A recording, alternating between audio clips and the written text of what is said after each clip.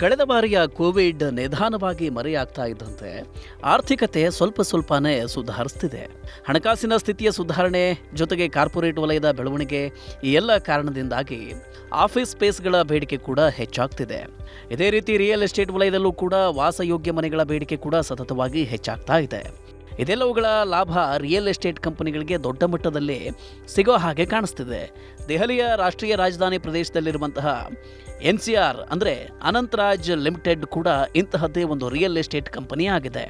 ಈ ಕಂಪನಿಯ ವ್ಯವಹಾರ ಹೇಗಿದೆ, ಅದರ ಮುನ್ನೋಟ ಹೇಗಿದೆ, ಅದರ ಷೇರುಗಳ ಸಾಧನೆ ಹೇಗಿದೆ, ಹಾಗೂ ಅದರ ಷೇರುಗಳಲ್ಲಿ ಹೂಡಿಕೆ ಮಾಡಬೇಕಾ ಬೇಡವಾ ಅನ್ನೋದನ್ನು ನಾವು ಈ ವರದಿಯಲ್ಲಿ ನೋಡೋಣ. ಮೊಟ್ಟ ಮೊದಲಿಗೆ ಈ ಕಂಪನಿಯ ವ್ಯವಹಾರದ ಬಗ್ಗೆ ತಿಳಿಯೋಣ ಬನ್ನಿ. ಈ ಕಂಪನಿಯನ್ನ 45 ವರ್ಷಗಳ ಹಿಂದೆ ಆರಂಭ ಮಾಡಲಾಗಿತ್ತು. ಈಗ ಇದು ದೆಹಲಿಯ NCR ಪ್ರದೇಶದ ಒಂದು ದೊಡ್ಡ ಕಟ್ಟಡ ನಿರ್ಮಾಣ ಹಾಗೂ ಮೂಲ ಸೌಕರ್ಯಗಳ ಕಂಪನಿ ಆಗಿದೆ. ಇದು ಅತ್ಯುತ್ತಮವಾದ ಗುಣಮಟ್ಟದ ವಾಣಿಜ್ಯ ಕಟ್ಟಡಗಳು, ಅತಿಥಿ ಸತ್ಕಾರದ ಅಂದರೆ ಹೋಟೆಲ್ ಯೋಜನೆಗಳು ಹಾಗೂ IT ಪಾರ್ಕ್ಗಳನ್ನ ನಿರ್ಮಾಣ ಮಾಡುತ್ತೆ ಹಾಗೂ ಅಭಿವೃದ್ಧಿಪಡಿಸುತ್ತೆ. ಇದು ಇಲ್ಲಿಯವರೆಗೆ ದೆಹಲಿಯ NCR ಪ್ರದೇಶದಲ್ಲಿ ಸುಮಾರು 2 ಕೋಟಿ ಚದರ ಅಡಿಗಳಷ್ಟು ಪ್ರದೇಶದಲ್ಲಿ ಜನವಸತಿಯ ಹಾಗೂ ವಾಣಿಜ್ಯ ಕಟ್ಟಡಗಳನ್ನು ನಿರ್ಮಾಣ ಮಾಡಿದೆ. ಈ ARL ಕಂಪನಿ ಅತ್ಯಂತ ವೈವಿಧ್ಯಮಯವಾದಂಥ ವ್ಯವಹಾರ ಲಕ್ಷಣವನ್ನು ಹೊಂದಿದೆ. ಅದು 40% ಜನವಸತಿಯ ಯೋಜನೆಗಳನ್ನು ಹೊಂದಿದ್ರೆ, 30% ವಾಣಿಜ್ಯ ಯೋಜನೆಗಳನ್ನು ಹಾಗೂ 15% ಹಾಸ್ಪಿಟಾಲಿಟಿ ಯೋಜನೆಗಳನ್ನು ಹೊಂದಿದೆ. ಉಳಿದ ವ್ಯವಹಾರದಲ್ಲಿ ಮಾಹಿತಿ ತಂತ್ರಜ್ಞಾನ ಅಂದರೆ IT ಪಾರ್ಕ್ಗಳು ಹಾಗೂ ವಿಶೇಷ ಆರ್ಥಿಕ ವಲಯಗಳ ಅಂದರೆ SEZ ನಿರ್ಮಾಣವನ್ನು ಕೂಡ ಒಳಗೊಂಡಂತೆ. ಇಷ್ಟು ಮಾತ್ರವಲ್ಲ, ರಿಯಲ್ ಎಸ್ಟೇಟ್ ವಲಯದ ಏಳು ಬೀಳುಗಳ ಲಕ್ಷಣವನ್ನು ಅರಿತಿರುವಂತಹ ಈ ಕಂಪನಿ ಈಗ ತನ್ನ ವ್ಯವಹಾರವನ್ನು ವೈವಿಧ್ಯಮಯ ಮಾಡಿಕೊಳ್ತಿದೆ. ಇದಕ್ಕಾಗಿ ಅದು ಮನೇಸರ್, ರಾಯ್, ಪಂಚಕುಲಗಳಲ್ಲಿ ಡೇಟಾ ಸೆಂಟರ್ಗಳ ಮೂಲಸೌಕರ್ಯಗಳ ಯೋಜನೆಗಳನ್ನು ನಿರ್ಮಿಸುತ್ತಿದೆ. ಈ ಎಲ್ಲ ನಗರಗಳಲ್ಲೂ ಕೂಡ ಈ ಕಂಪನಿ ಈಗಾಗಲೇ ತನಗೆ ಅವಶ್ಯ ಇರುವಷ್ಟು ಭೂಮಿಯನ್ನು ಮತ್ತು ಸಾಕಷ್ಟು ಮೂಲಸೌಕರ್ಯಗಳನ್ನು ಸಂಪಾದನೆ ಮಾಡಿಕೊಂಡಿದೆ. ಇನ್ನು ಆರಂಭಿಕ ಹಂತದಲ್ಲಿ ಮನೇಸರ್ನಲ್ಲಿ 3 ಮೆಗಾವ್ಯಾಟ್ ಸಾಮರ್ಥ್ಯದ ಒಂದು ಕೇಂದ್ರವನ್ನು ಅತಿ ಶೀಘ್ರದಲ್ಲಿಯೇ ಆರಂಭ ಮಾಡಲಾಗುತ್ತೆ. ಜೊತೆಗೆ ಇದರ ಸಾಮರ್ಥ್ಯವನ್ನು 300 ಮೆಗಾವ್ಯಾಟ್ಗಳಿಗೆ ಏರಿಸತಕ್ಕಂತಹ ವಿಶೇಷವಾದಂಥ ಗುರಿಯನ್ನು ಇಟ್ಕೊಂಡಿದೆ ಈ ಕಂಪನಿ. ನಾವೀಗ ಕಂಪನಿಯ ಹಣಕಾಸಿನ ಸ್ಥಿತಿಗತಿಗಳ ಮೇಲೂ ಕೂಡ ಗಮನ ಹರಿಸಬೇಕಾಗತ್ತೆ. ನೋಡಿ, ಹಣಕಾಸು ವರ್ಷ 2022ರಲ್ಲಿ ಕಂಪನಿಯ ಸಾಧನೆ ಅತ್ಯುತ್ತಮವಾಗಿತ್ತು. ಅದೇ ಅವಧಿಯಲ್ಲಿ ಕಂಪನಿಯ ಆದಾಯ 462 ಕೋಟಿ ಆಗಿದ್ರೆ ತೆರಿಗೆ ನಂತರದ ಲಾಭ 53 ಕೋಟಿ ಆಗಿತ್ತು. ಹಾಗೆ ಅದರ ಹಿಂದಿನ ವರ್ಷದ ತೆರಿಗೆ ನಂತರದ ಲಾಭವನ್ನು ಗಮನಿಸಿದರೆ ಕೇವಲ 9 ಕೋಟಿ ಆಗಿತ್ತು. ಇನ್ನು ಹಣಕಾಸು ವರ್ಷ 2023ರಲ್ಲಿ ಕಂಪನಿಯ ಆದಾಯ 860 ಕೋಟಿಗೆ ಏರಿಕೆಯಾಗುವ ನಿರೀಕ್ಷೆ ಇದೆ ಮತ್ತು ತೆರಿಗೆ ನಂತರದ ಲಾಭ ಕೂಡ 110 ಕೋಟಿಗೆ ಏರಿಕೆಯಾಗುವ ನಿರೀಕ್ಷೆ ಇದೆ. ಈಗ ಕಂಪನಿಯ ಮುನ್ನೋಟ ಹೇಗಿದೆ ಅಂತ ನೋಡೋಣ. ನೋಡಿ, ಈ ಕಂಪನಿಯ ಬಳಿ ಸುಮಾರು 400 ಎಕರೆಗಳಷ್ಟು ಭೂಮಿ ಇದೆ. ಇದರಲ್ಲಿ ಸುಮಾರು 180 ಎಕರೆಗಳಷ್ಟು ಭೂಮಿ ಏನಿದೆ, ಇದು ಇನ್ನೊಂದು 2-3 ವರ್ಷಗಳಲ್ಲಿ ಒಳ್ಳೆಯ ಆದಾಯದ ಗಳಿಕೆಯನ್ನು ಆರಂಭ ಮಾಡುವಂತಹ ಸ್ಥಿತಿಯನ್ನು ಹೊಂದಿದೆ. ಇನ್ನು ಗುರುಗ್ರಾಮದಲ್ಲಿರುವಂತಹ ಇವರ ಅಶೋಕ್ ಎಸ್ಟೇಟ್ ಒಂದು ಅತ್ಯಮೂಲ್ಯವಾದಂಥ ಯೋಜನೆ ಆಗಿದೆ.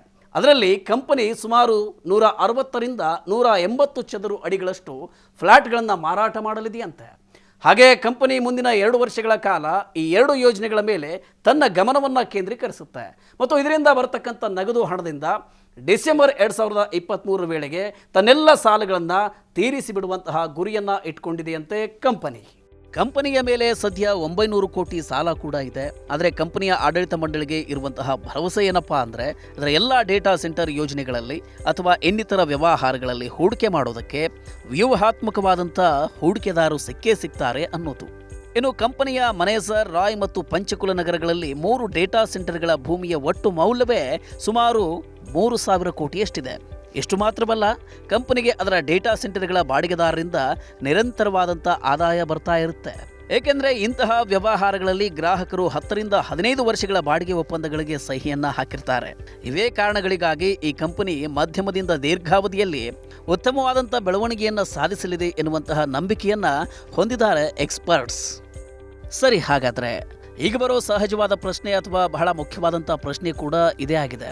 ಕಂಪನಿಯೇನೋ ಬಹಳ ಚೆನ್ನಾಗಿ ನಡೀತಿದೆ, ಆದರೆ ಅದರ ಷೇರುಗಳ ಸ್ಥಿತಿ ಹೇಗಿದೆ ಅನ್ನೋದು ಅಲ್ವಾ? ಮತ್ತು ಈ ಕಂಪನಿಯಲ್ಲಿ ಹೂಡಿಕೆ ಮಾಡೋದು ಒಳ್ಳೆಯದಾ ಅನ್ನೋದು. ಫಿನ್ಮಾರ್ಟ್ ಸಂಸ್ಥೆಯ ಫೌಂಡರ್ ಆಗಿರೋ ಅರುಣ್ ಮಂತ್ರಿ ಏನು ಹೇಳ್ತಾರೆ ಗೊತ್ತಾ? ರಿಯಲ್ ಎಸ್ಟೇಟ್ ವಲಯದಲ್ಲಿ ಅನಂತರಾಜ್ ಲಿಮಿಟೆಡ್ ಕಂಪನಿ ಇತ್ತೀಚಿನ ವರ್ಷಗಳಲ್ಲಿ ಒಳ್ಳೆಯ ಸಾಧನೆಯನ್ನ ಮಾಡಿದೆ. ಅದರ ಬಹುತೇಕ ವ್ಯವಹಾರಗಳು ದೆಹಲಿ, ಎನ್ಸಿಆರ್, ಹರಿಯಾಣ, ರಾಜಸ್ಥಾನ ಮತ್ತು ಆಂಧ್ರ ಪ್ರದೇಶಗಳಲ್ಲಿವೆ. ಕಂಪನಿಯ ಗಳಿಕೆ ಮುಂದಿನ ವರ್ಷ ಕೂಡ ಚೆನ್ನಾಗಿರುವ ಸಾಧ್ಯತೆ ಇದೆ. ಹೀಗಾಗಿ ನೀವೇನಾದರೂ ಈ ಕಂಪನಿಯಲ್ಲಿ ಈಗಾಗಲೇ ಹೂಡಿಕೆ ಮಾಡಿದರೆ ಅದನ್ನು ಮುಂದುವರಿಸಿ. ಆದಾಗ್ಯೂ ದೆಹಲಿ, ಎನ್ಸಿಆರ್ ಪ್ರದೇಶದ ದೃಷ್ಟಿಯಿಂದ ನೋಡೋದಾದರೆ ನಿಮಗೆ DLFನಂತಹ ಇದಕ್ಕಿಂತ ಉತ್ತಮವಾದಂಥ ಆಯ್ಕೆಗಳು ಕೂಡ ಇವೆ ಅಂತಾರೆ. ಕಂಪನಿಯ ಮೌಲ್ಯದ ದೃಷ್ಟಿಯಲ್ಲಿ ಹೇಳಬೇಕು ಅಂದರೆ ಅದರ ಷೇರು ಸದ್ಯ ಸುಮಾರು 102ರ ಆಸುಪಾಸಿನಲ್ಲಿ ವ್ಯವಹಾರವನ್ನು ನಡೆಸ್ತಾ ಇದೆ. ಇದು 23ರ ನಿರೀಕ್ಷಿತ ಫಾರ್ವರ್ಡ್ PVBಯನ್ನು ಅಂದರೆ ಪ್ರಾಫಿಟ್ ಟು ಬುಕ್ನ 1.06 ಪಟ್ಟು ಮತ್ತು 2024ರ ನಿರೀಕ್ಷಿತ PBVಗಿಂತ ಅಂದರೆ 0.95 ಪಟ್ಟು PBV ಆಗಿದೆ. ಇದೆಲ್ಲವನ್ನ ಗಮನಿಸಿದರೆ ಉತ್ತಮ ಲಾಭ ಬರೋ ಸೂಚನೆಯನ್ನು ಕೊಡ್ತಾ ಇದೆ. ಕಂಪನಿಯು NCR ಪ್ರದೇಶದಲ್ಲಿ ಹೊಂದಿರತಕ್ಕಂಥ ಪ್ರಬಲವಾದ ಹಿಡಿತ ಜೊತೆಗೆ ಡೇಟಾ ಸೆಂಟರ್ಗಳ ವ್ಯವಹಾರದಲ್ಲಿ ಉತ್ತಮ ಭವಿಷ್ಯದ ಸಾಧ್ಯತೆಗಳು ಶೇರ್ನ ಮೌಲ್ಯವನ್ನು 1.5ರಿಂದ 1.8ರಷ್ಟು ಏರಿಸ್ತಕ್ಕಂಥ ಎಲ್ಲ ರೀತಿಯಾದಂಥ ಸಾಧ್ಯತೆಗಳು ಇವೆ. ಮುಂದಿನ 12ರಿಂದ 15 ತಿಂಗಳುಗಳಿಗೆ ಎಕ್ಸ್ಪರ್ಟ್ಗಳು ಇದಕ್ಕೆ ರೂಪಾಯಿ 177ರ ಟಾರ್ಗೆಟ್ ದರವನ್ನು ನೀಡುತ್ತಿದ್ದಾರೆ. ಹೀಗಾಗಿ ಇದರ ಷೇರುಗಳಲ್ಲಿ ಮುಂದಿನ 1ರಿಂದ 1.5 ವರ್ಷಗಳಲ್ಲಿ ಮಾಡುವಂತಹ ಹೂಡಿಕೆ ಉತ್ತಮವಾದಂಥ ಲಾಭವನ್ನು ನೀಡುವ ಸಾಧ್ಯತೆ ಇದೆ.